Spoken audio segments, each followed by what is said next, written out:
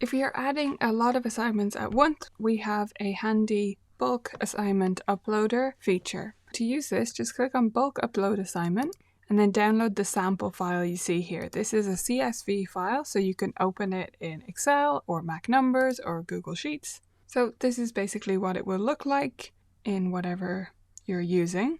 And there's some test data here just showing you what you need to input. Leave the titles on the top and then input the data you want. So piece number 1, whatever it's called, I'm just giving it that title for now.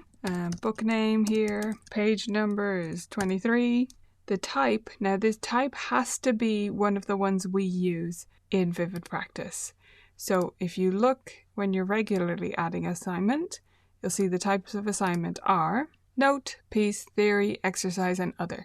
So you cannot use any other text there, and if you misspell it, it's not going to work when you upload it. Okay, so just be careful with those.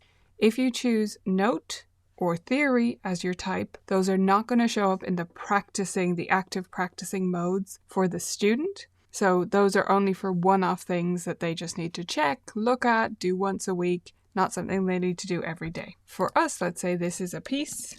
And again, make sure you spell it correctly and all that. The instrument, again, make sure it's spelled the way it is in the app. And the folder, if you want to put in the folder that it's in.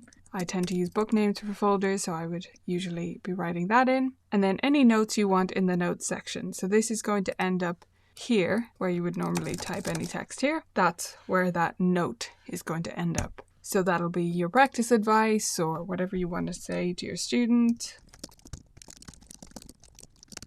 For example, whatever you want to say. Now, you can obviously add as many as you want here, and then you need to make sure to export it as a CSV, because that's what the system's going to read. So go to File, Export, and CSV. Don't just save it as an Excel file or anything like that. It has to be a .csv.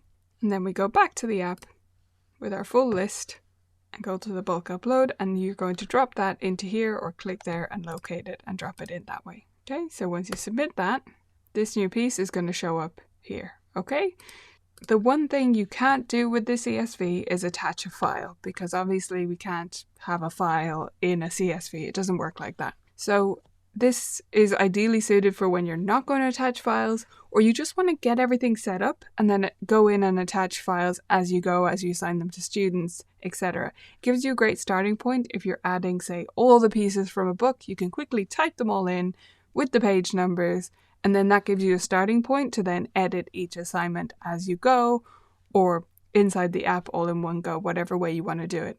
It's just a quick way of making things that little bit faster and easier for you as a teacher.